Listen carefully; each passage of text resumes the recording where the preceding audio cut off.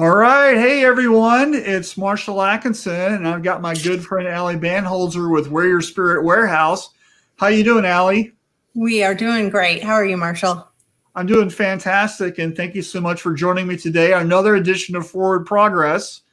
And today we're going to talk about a lot of stuff that's going on with you and your business. And the reason why I wanted to have you on today is because you've got so much awesomeness going on. It's overflowing, and I really think that a lot of people can learn from your success. So I really wanted to kind of share the wealth, if you will, right? Thank you. Yep, we've been having a good year. Right. It's going to be fantastic. So before we get into some discussion topics, can you share what you do, where you are, kind of just your business ABCs? Sure. So we are Where Your Spirit Warehouse. We are in Southern Maryland in Calvert County, which is a small county about 45 miles southeast of Washington, D.C. We primarily do screen printing and embroidery, but we also in-house do laser etching, wide format printing, and sublimation. So we keep our fingers in a lot, and we try to keep it in-house. We have our niche markets, as I think most people in the apparel business do. Right. And who are your customers? Who do you serve? So our primary customers are military, fire, police, construction, and schools. Great. That's a lot of guys doing stuff primarily, except for the school part. Yeah. Yeah. So there's some women involved in there too, but you know. So if you're watching us, please say hello, right? We'd love to see who's watching live. I know most of the viewers watch recorded because you guys are usually doing stuff. But if you're watching live, please say hello. And also anything that we're going to be talking about in a minute, I would love it, and I'm sure Allie would love it, if you would ask a question, because that's what we're doing this is to help you guys, right? So please ask a question or leave a comment or whatever, and we'll include you. And Tanya says, good afternoon, Marshall and Allie. So nice to see Tanya. You. Is that really Tanya, or is that Joel pretending that's because you're using the YouTube account? Because that's what happened the last time. It was really Joel. Oh, okay. David Eggers says, good afternoon. How you doing? And good to see you. So you ready to get started with some topics? Let's do it. All right. So our first discussion point is something I think is very timely. It's pandemic survival. So what have you learned? And I know from talking with Allie on a gazillion discussions that she's done a lot to change and pivot her business and to explode her sales and do stuff. So I kind of wanted her to share her journey that you've been on since March, I guess, or whatever, right? Yep, so, exactly. So kind of give us the scoop.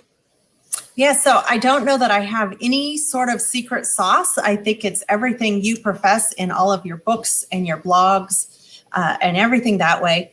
I got to fold my hands or I'm going to be waving all over the screen. Sorry. You can do that.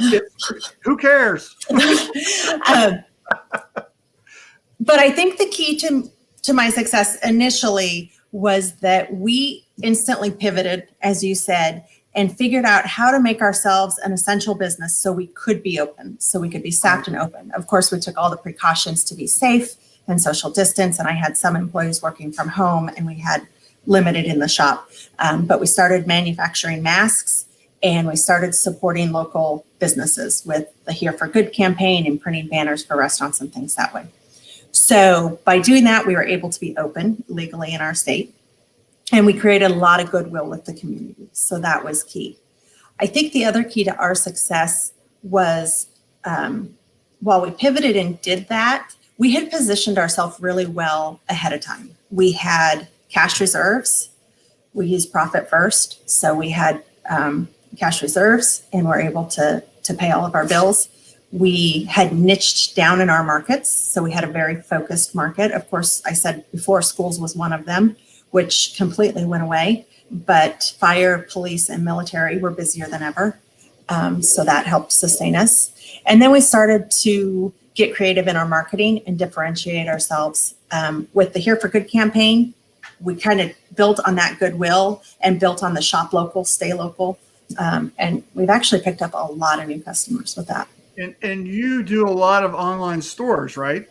We do. As of this morning, we had 84 stores open. So okay, probably not as many as some, but. Right, and you're using Inksoft, correct? Correct. We use Inksoft for our online store platform, and we use Printavo for our bulk order platform. Okay, but not Shopify or Etsy or anything. Mm-mm. Okay, No. it's all good, right? It's all I can manage. Right, and so when you're dealing with your customers, as they're trying to struggle to get out of this pandemic, are you asking them questions? What are your problems, with lots of leading with empathy, let me help you kind of a thing? What have you been doing? Yeah, absolutely. Everything that you just said, and really having already been positioned with online stores and be able to build them, we have a really good model for fundraising with businesses and also employee uniform programs. We really focused on that as a way that schools and companies could fulfill that need, pivot to being online, not having to have anything in person, and be able to have stuff shipped, easy ordering, all of that kind of stuff, so that it fit. Online in general has seen a big uptick through the pandemic because people are shopping from home, they're bored, they're already on their computers, and they don't want to go out. And so being positioned with the online stores and then taking that to our customers and having them realize just how easy it is for us to set up a store for them has been very successful.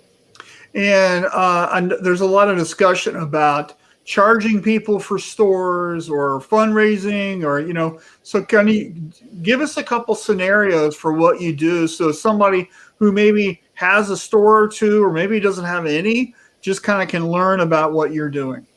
Sure. So I think there's a lot of contradiction in how every business wants to do their stores. So the way I do my stores, I've heard from other businesses say, that would never work. I'm never going to do my stores that way. So, and which is great. Everybody's got to find the business model that fits for them. We try to meet our customers where they are. Our way of doing stores and building their stores is so flexible that I wouldn't say any one of our stores is like another. We have recommendations. We don't charge for our stores unless there's an extraordinarily high level of art that we have to do. And then we're not really charging for the store, we're charging for artwork.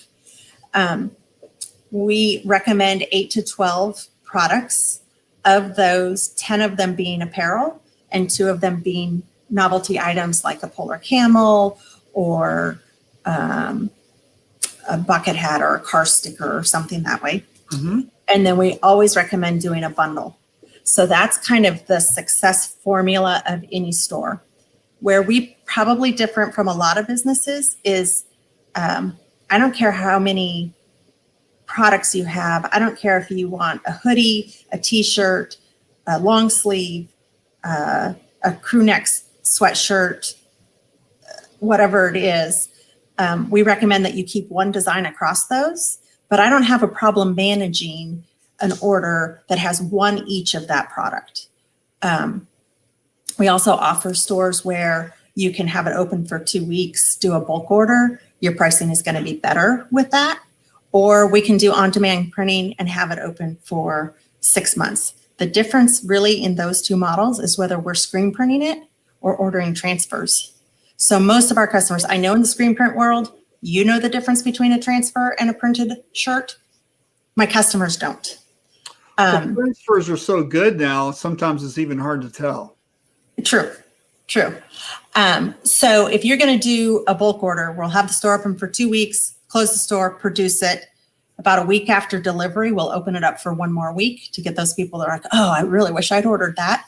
We'll print again, deliver, that store will be closed. We will. So when you do a bulk order, let's say it's for a school or a military unit, are you shipping the box of everything in it and it's polybagged with each person's name on it? Or are you shipping, it's a bulk order, but it's going to, let's say, the 50 people that's in the group? How are you doing that? It's up to the customer. Okay. If you don't want the hassle of having to pass out orders and sort and do all of that, then we will polybag them. They're in a clear bag with a packing slip. If you don't want to, and we can deliver them in bulk to you, you're going to get better pricing on the store. If you don't want to hassle with that, then we will give the customer the option of having it shipped, or if they're local, they can come to the shop and pick it up, and we'll handle the distribution. Our model, like I said, we'll meet our customer where they want to be. Of course, I'm going to cover my costs. I'm going to figure out what that price point is to be able to offer that. So the more services you want from us, the more your products are going to cost. Right. And then the same thing with fundraising. We let our customers decide how much of the fundraising they want. The only caveat is everything has to be the same percentage. So do you want to make 10% on your store? Do you want to make 25% on your store? I don't care. I'm going to raise all the prices by that amount. But it has to be across the board, because I'm not going to go in by individual item and calculate a commission. Sure. Right. So, and what trends do you see that it's really like, do you see more face masks now than shirts, or do you see a certain, like everybody wants stickers? Like what do you see that is really catching on? the biggest trends that we're seeing, so face masks have been big for us, but those have been more on the bulk order side, not on stores. We don't get too many orders on stores. The biggest trend is the drinkware, Polar Camels, Yetis, the double wall vacuum seal drinkware, whatever brand you want that to be, whether it's sublimated or whether it's laser etched. Those have really taken off in the last 6 months. And some of the distributors have come out with some neat, unique shapes. And there's a distributor that just came out with the skinny can koozie that's in metal that you can laser. And we've got customers going crazy over those because nobody can find a skinny can koozie. And you have laser engraving? We do, yeah. And do you do product sublimation too? Yes. Awesome. Right. So you're just, everything's in-house. You're not sending anything out. We send out UV printing, and if you want actual pad printing, we don't do those two things. Okay, cool. And so before we got on today, you were kind of talking about how nice September was for you. And so talk about, you don't have to share the number, but talk about the things that you've done that have led to your September being so great. Moving into Q4, what are you seeing? What's going on? Yeah, so September has been our best month in business since we started the business now 16 years ago, which sounds crazy being in the middle of the or maybe hopefully at the end of the pandemic, but the end of third quarter. I really contributed to meeting our customers where they're at, the online push, and staying in our niche, hammering away, being the expert. A lot of people don't like doing military and fire departments because they're very precise. They have a lot of stipulations on exactly what font and what size, names and personalization and their logo, because it's considered a uniform piece. Right. We've managed to get very good at doing that. And so I am happy as a lark to be doing military and fire departments. Yeah, because you have family background in the military. So I think that kind of dovetails in that. It does. We can speak the language for sure. And everybody in my shop that's employed, just by circumstance, where we live, how close we are to DC and all of that, of all my employees, there's only one that doesn't have a military connection. So how about that? Yeah. Well, great. Okay, so let's say hi to some more people. Daryl Garcia says hello. I see Daryl. Hi, Daryl. Sean's probably watching, although it could be anybody from North Georgia promotion. So anyway, so hey. Hey. If you've got questions for Allie, please leave them in there. Okay, let's type it in. And if you haven't said hello, please say hello. We'd love to know where you're watching from. If you haven't ever watched this before, and anything you want to know, let's get it out. Okay. So I see Sean asking, or somebody asking, how many employees we have. Right. So we have 4 full-time employees and 3 part-time employees. And have you reduced your labor count because of the pandemic? We have increased our labor count. How about that? Everybody's backing down and you're increasing. We really are busier than we've ever been. Right. That's good. That's good. All right. So that brings us to number 2. Aha. Allie's been learning. Allie's always learning, sometimes the hard way. She's taking advantage of what's the college that you're doing this with? Villanova, and they have a program, and she's been taking her Lean Six Sigma. She's on her way to get her black belt, and you're currently what? green belt. Green belt. And so why is it like karate belts? Do you know the reason? It gets harder. You have to be more of a technical expert the higher you go. So there's yellow belt, green belt, black belt, and master black belt. Right. So why don't you share the reason why you started this? What does Lean Six Sigma mean anyway? Because not everybody might know. And then what I really want you to get into is, what have you been doing with this information? Okay. Absolutely.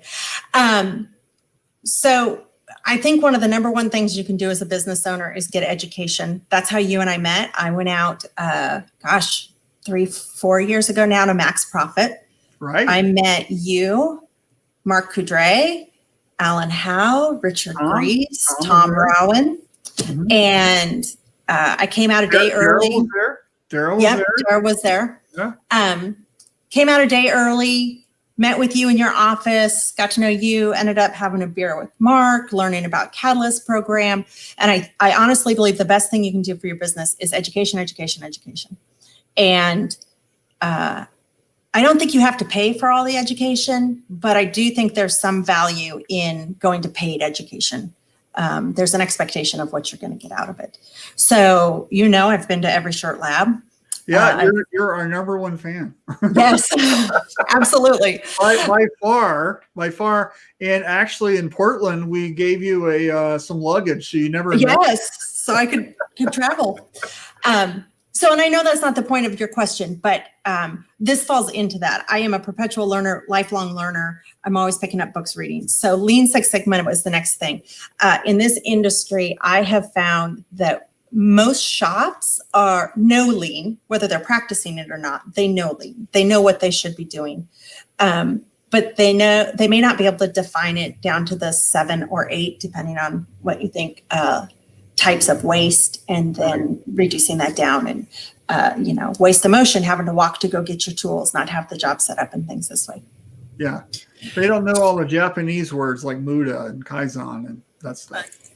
Right. And you don't really need to know those words to practice Lean. I know Richard loves 2-Second Lean. It's a great book. It gets into it. So our industry, I have found, does a really pretty good job with Lean. And Lean is efficiency, doing it quicker, faster. Well, quicker, faster. Oh, yeah. With less error. And at a lower cost. Right, lower cost. The Six Sigma part of the methodology. So they're two separate methodologies. Lean came about in the 1930s with Toyota. Six Sigma came about in the 1980s with Motorola. The Six Sigma part is more about the voice of the customer and quality. And so in the early 2000s, they took those two methodologies and mashed them together. So faster, with fewer errors, with a higher quality.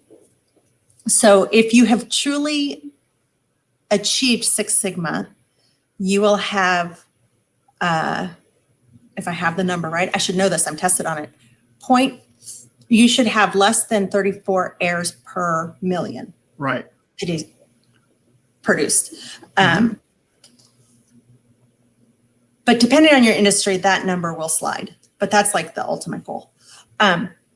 So in learning those pieces and bringing them together, Lean is a lot about the motion and processes and things that way. Six Sigma is really about the data and numbers and tracking, figuring out your numbers, creating a histogram, creating block and whisper plots, figuring out your standard deviation, and then variance, because it is a really deep dive scientifically into the numbers, that if you're tracking it right and then you actually analyze the numbers, that you can see the variances and pinpoint the variances to then create standardization, whether it's between two different shifts, two different processes, mesh counts, things that way. So I think we're good with lean.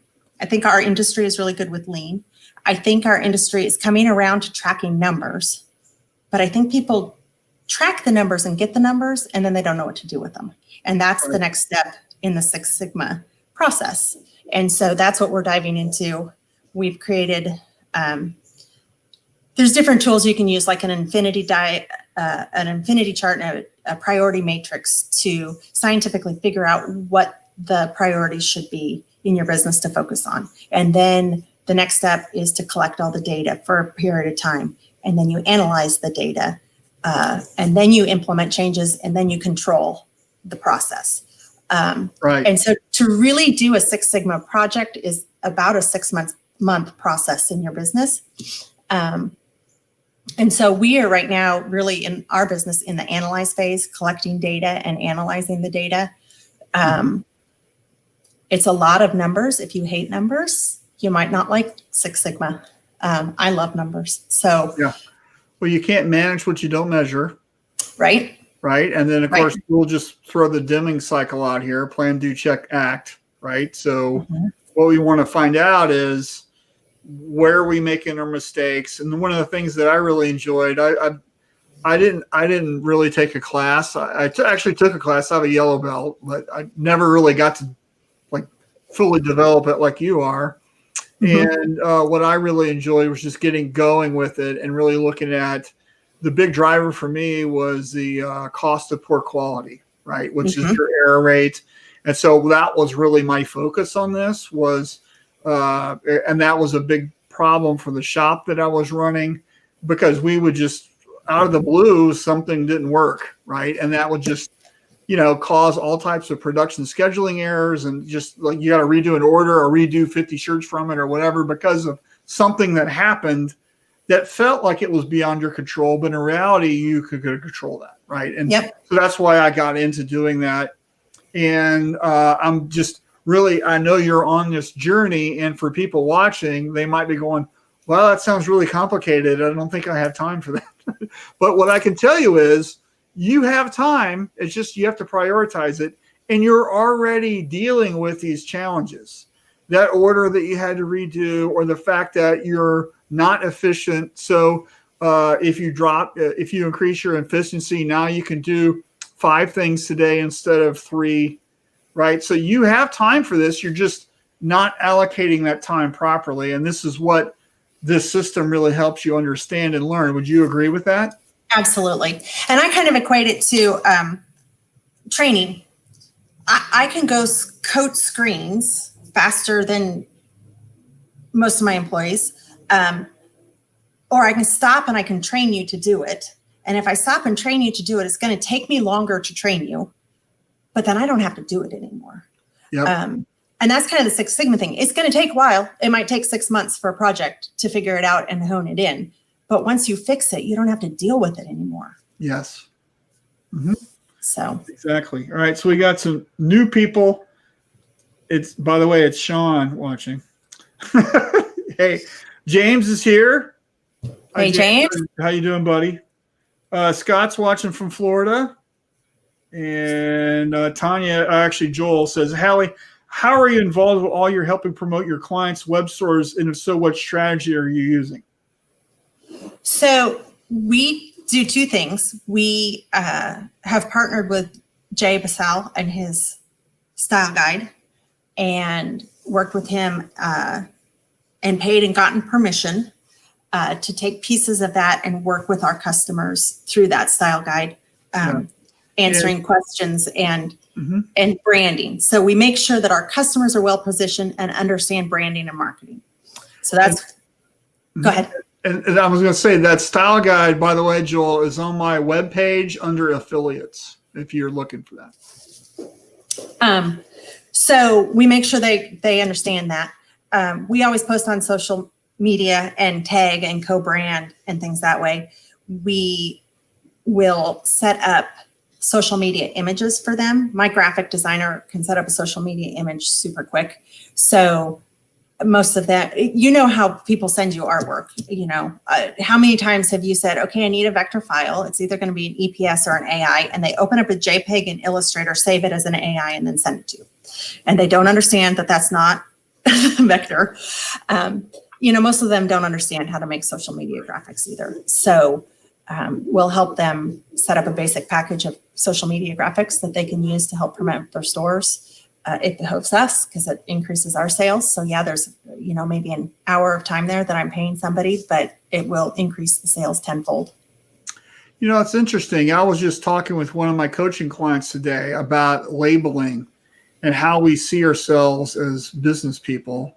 And I asked them, when you meet somebody, let's say you're at a Chamber of Commerce event or a social function, do you say, hi, I'm Marshall, the t-shirt guy? I mean, how are you labeling yourself? So if you label yourself, you know, I'm a brand expert, or I'm an image expert, or whatever, that goes over across all mediums, you know, t-shirts, embroidery, promo, merch, all that kind of stuff. And you're helping people with their image and branding to achieve more sales or more professional look, or whatever kind of wordsmith you want to give that. Is that what you're kind of doing here, Allie? Yeah, part of my elevator pitch is just that. When people ask what I do, I'm a branding and marketing specialist, and I use apparel and promotional items to promote a brand. Wow, that's a great sentence. I love that. That's awesome. All right, cool. How we got? We're at 20 minutes, so let's get through some more stuff. Don't forget to ask your questions. I see some new people in here. So Brian's here. How's it going, Brian? And Cindy's watching, probably she's probably listening while she's running her embroidery machine.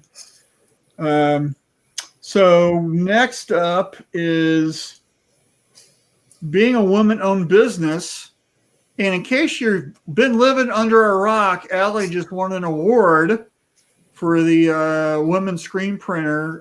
What was the actual title? Women Screen Printing Award, right? It's the Women in Screen Printing Awards, and they selected. Yeah, right. I should know because I was actually one of the panelists that voted. I should know what the name of the award is. Did you vote for me, Marshall? No, I'm kidding. Don't answer that. I'm kidding. I believe I did, but anyway, so the being a woman-owned business. I just wrote an article for Screenprinting magazine also that's coming out soon. And I actually contacted Allie. I was really wanting to make sure my tone and my approach to the article came off correctly. And Allie is someone who I trust. So I sent it to her, and she gave me some really great tips, and I rewrote the article. So, and she gave me a couple of quotes that are in there also. But the reason I wanted to talk about this was, one, because it's the word, it's topical, but also it kind of brings up the whole notion of how come there aren't more women-owned businesses, right? And that's really kind of wanted to dig in here too. In the article, I asked more questions, I think, than I answered. But what is your opinion on that? And how can we get more women to take the leap, so to speak? Yeah, so you asked me that question for the article as well. And at the time, I don't know that I had a great answer. I think there are multiple factors. I think there's psychology. I think there's work-life balance. If you are a primary breadwinner, or your spouse is the primary breadwinner, if you have kids, if your spouse is the primary breadwinner and a child is sick, then you're the one that's got to stay home. If you've built your business to a point where you're under deadlines and production scheduling and things this way, and if you're a smaller business, which most women-owned businesses are, you don't have that person that just takes over for you. If you're not there, the job's not getting done. And that creates a dynamic that keeps businesses small. Mm-hmm. So there's that. There's also, I sent you, I know you acknowledged it, a TED Talk recently that I was listening to in the middle of the night. And it got into a lot of the psychology and the confidence to do daring things. And it took it down to the elementary school playground, where there might be monkey bars or a pole a fireman's pole or something that way. And even though at the elementary school age, girls are actually a lot of times stronger than boys. When a boy gets up to go across the monkey bars, everybody's like, go for it. What can you do? Can you skip a bar? Can you do one arm? Can you hang from one arm? And when a girl gets up to do it, they're like, be careful, don't fall, don't hurt yourself. And it's kind of that nurturing. It's not a bad, I'm not pointing to people saying they're bad for doing that. It's kind of just the natural instincts that we do. But that sets up for boys to challenge themselves and be daring and take risks. And it sets up for girls to hang back and be careful and be risk adverse. And I think that starts at a really early age and perpetuates through teenage years and even into college and careers that we choose. Right. I think it's changing. I think I look back at after watching that, I looked back at my upbringing, and growing up, we bred and trained horses. I have more scars on my legs from barrel racing. I worked in a gold mine with driving a Caterpillar and backhoe. That was you told me that story. That you did that in high school, right? Yeah. My very first job was the camp cook in a gold mine when I was 13 years old. And so who else has that story? Come on. Right. And then, and there's a picture of me 30 feet up in climbing gear, tree spurs with a chainsaw topping a tree. Not very family friendly now. This was the late 70s, early 80s. But anyways, I grew up in a family that was not risk adverse, and I wasn't treated any different than my brother. And I had a mom that worked outside of the home. And I am not placing judgment on working in the home or working outside of the home. Until my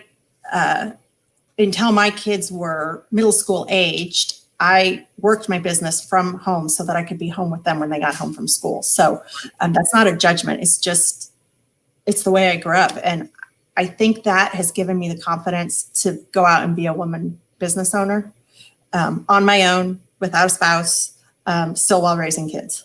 Right. So. Yeah, my mom, she had a little small business that she just did for fun, money, and laughs with a neighbor. And I remember that she painted needlepoint canvases and would make these little kits when she would pick out the yarn and, the blue, here's the blue yarn, the red is the red yarn, that kind of thing. And she made these little kits. She put it in a big Ziploc bag. She had some cardboard printed and she would fold it over and staple it. And then she would go to like the craft fairs and the flea markets and stuff around where we lived and sell them. And they used that money with this neighbor lady that her business partner was to basically buy more scotch. But it was fun for them, and it gave them something to do because both of their husbands were always working and that kind of thing. And it was kind of a fun thing. But she would never make that like some huge business because that wasn't her intent.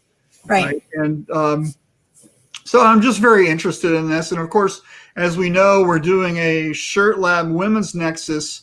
It was going to be this year, but it's next year now on June the 5th. And Allie, you're speaking at that. And yep.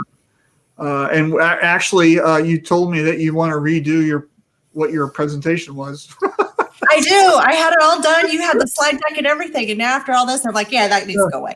Yeah. So it's all good. We got plenty of time. Yeah. But if you don't know, Allie does everything early. So I wish with more people in this industry like Allie, frankly. All right. So we got about 10 minutes left. So let's do this last one here, which is Leadership for Youth Intern Program. And through the discussion for this article, I found out something that you were doing. And I thought it was such an excellent idea. And I've done tons of intern programs. I was actually on our board of directors at one point for a community college for getting their students placed with, companies and stuff. And so I'm very interested in this. So I would love for you to share what you're doing, and maybe that could inspire somebody else watching or listening to do something similar. Yeah. So we very intentionally hire high school students and put them in jobs above their skill level. I learned really through the Air Force with my husband and my husband's career. When he was a captain, he was picked up for a program called Phoenix Hawk program. And they took 14 captains in the Air Force, which is different than the Navy. Navy captains are senior rank, Air Force are low rank. And they took them to headquarters and put them in lieutenant colonel jobs. And the broadening that they got and the experience they got from doing that really skyrocketed their careers. So on a much, much smaller local level, I like to take high school students and bring them in and train them to work on projects and jobs that are above their basic skill level. And they're going to fall down and they're going to make mistakes, but it's going to give them confidence and work experience far above what a lot of their peers have. So it's going to get them better placements into colleges or better work experience and better jobs down the road. We also, just as of yesterday, you don't even know this, have partnered with the ARC, which is a local, I believe it's nationwide, but for us it's local. With the what? Say that again. The ARC. A-R-K, like from the Bible? A-R-C. Oh, okay. And they do coaching and employment training for individuals with physical and mental disabilities. Okay. And so they came in and they met and we kind of toured them around the shop and discussed different jobs and possibilities for individuals to partner with them as well. Right. And the interesting thing that I didn't know is, well, we all are struggling finding employees right now through the pandemic for a multitude of reasons that we don't necessarily need to get into. But B, if you look at everything that you do in your business, there are certainly different jobs that different either physical ability or mental ability could handle in any shop. They all come and are trained with a job coach that is twofold, going to protect them as an employee, but also ensure that they're doing the job that you're asking them to do. It is a federal income tax write-off, and a lot of the organizations will pay 8 weeks of their salary during training. And so we're going to roll that into our intern program as well. And again, it gives us good community buy-in. It gives us good community support, and we're supporting our community in return. So we're partnering with them. We partner with our high schools. We have a local high school that is an interest school for graphic design and print. So we specifically partner with them. We go and do speaking engagements and answer questions and things that way. And then their students can come and shadow at our shop and watch what we do. And then if interested, they can apply for jobs or apply for the program to get in and be doing work that's above what an average high school student would be doing. That's awesome. And now I've talked to plenty of business owners over the years, and I'm a believer in paying interns. And some business owners, it's an unpaid internship, especially for college students. And I hate that. And I just feel like you're getting away with something. So I know you pay everyone, but I just want to be clear, when we talk interns, it's really not about saving the money. It's about training people. And I've used interns forever in all the companies that I've run. And actually now, if you want to count my son, Jack, he's kind of an intern, but I have him doing my video editing right now. And he's 16 and he's taught himself Premiere Pro. And if you watch on my YouTube channel, the best t-shirt I ever printed series, that whole thing is my son, Jack. All I'm doing is just doing the interview, and he's putting everything else together. And for Shirt Lab, he's going to be doing all the videos in our research center, and he just built our first one yesterday. And after this interview with you, Allie, I'm training him on how to load it. So nice. I'm a big believer in pushing people also. And I've always done that throughout my career, and I love finding that diamond in the rough and giving them some stretch goals, and I know where that leads. And I'll tell you, I think I told you this story. Like, one of I think my proudest moments was that there was this catcher who worked for me, and she was a single mom. She was African American and didn't really, I don't even know if she graduated high school, to be honest. I can't remember, but she had the gift for gab. She was so fun and friendly and bubbly personality.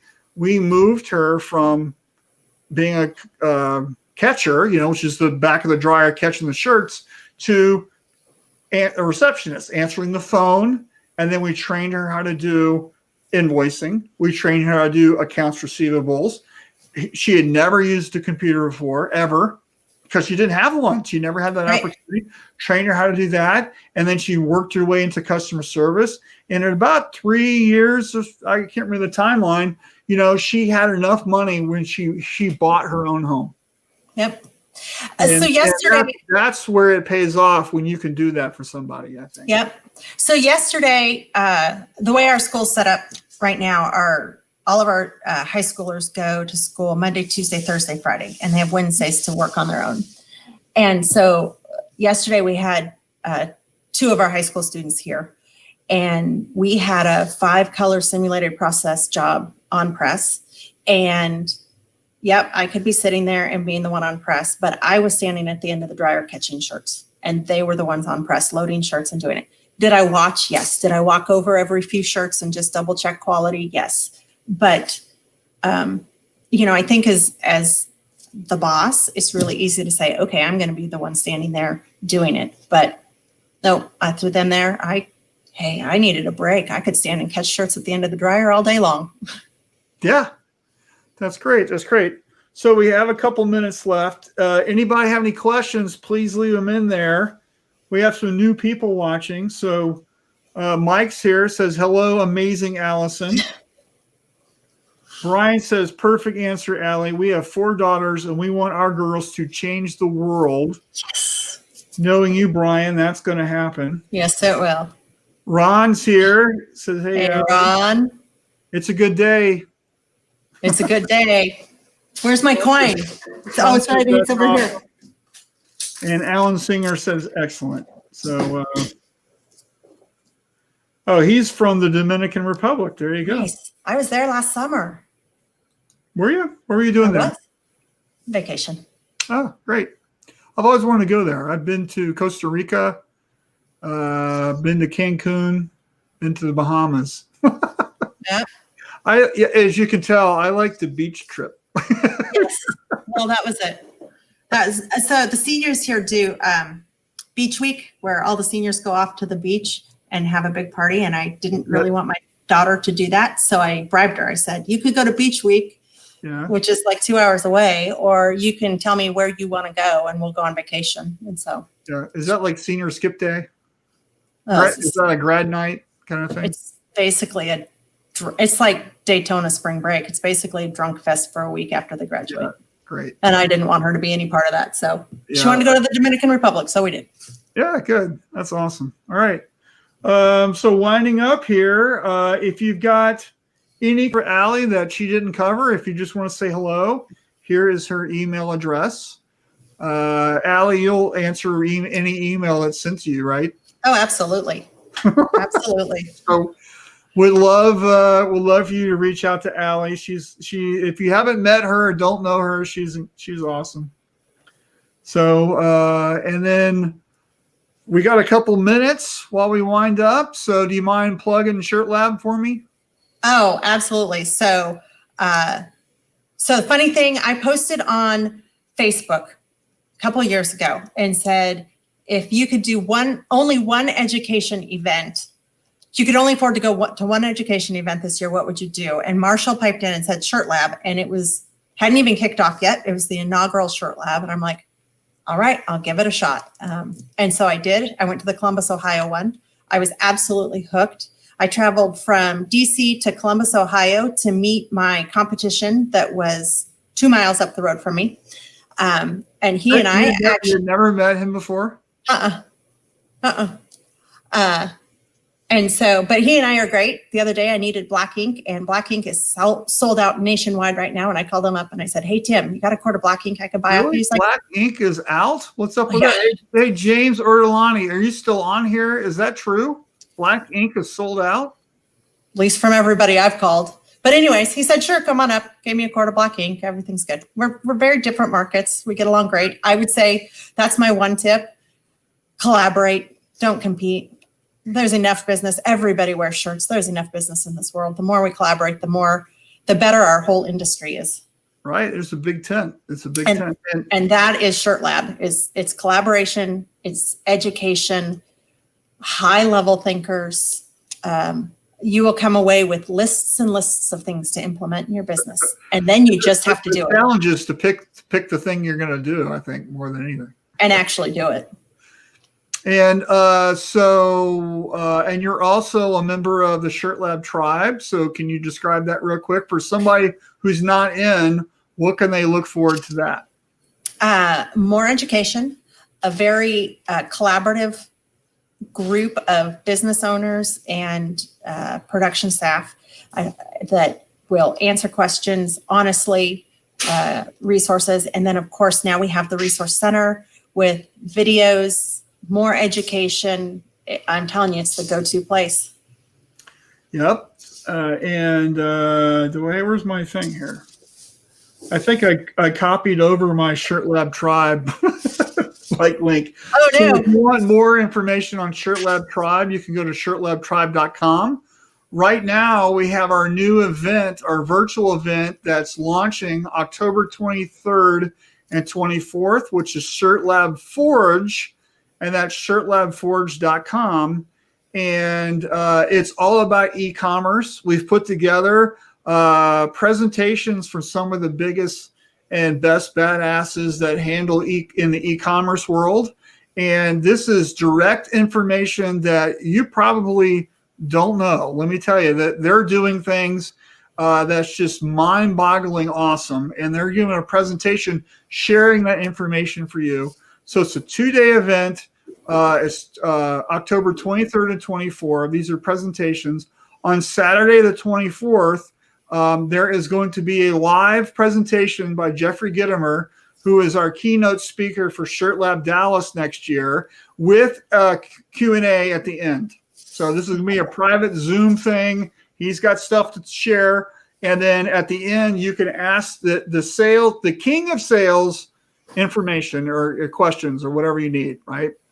So it's $197 to do Shirt Lab Forge, or you can join Shirt Lab Tribe and it's free. So either or, I suggest that you get in. You can go to shirtlabforge.com.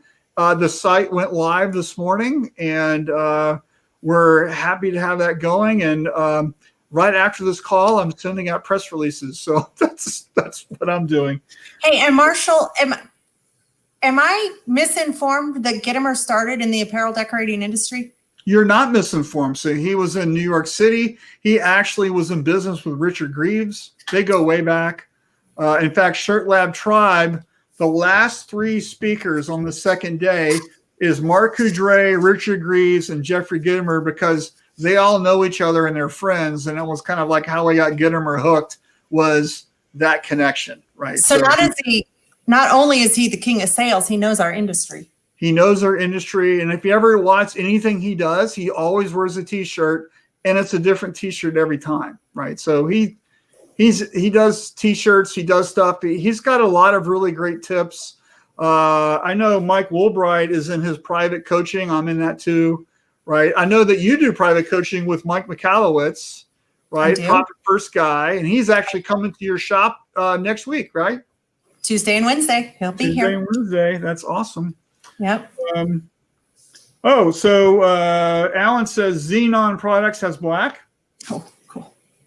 David Egger says many Plessel manufacturers have issues producing. Marnica is the only one that seems to have products. So that's 2 companies right now that you can check out. Perfect. And Daryl says Rochambeau. Daryl, I'm not sure what that means.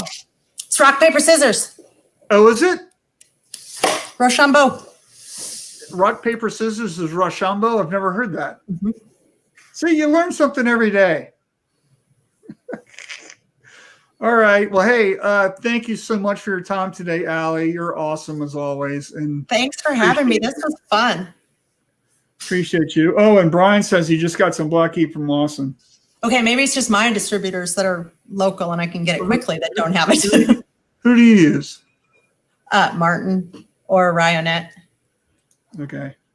Mostly Martin, because they're right in Baltimore. I can literally drive to them. Okay, cool. All right. Well, hey, anyway, thank you so much, everyone who watched. If you're watching this as a recording, thanks for watching first. Would love to see comments and questions from you. If you tag me or Allie in it, I'm sure that we would be happy to answer your question or help you in any way that we can. And appreciate everyone, and we'll talk to you guys later. Thanks, Marshall. Thanks, everyone.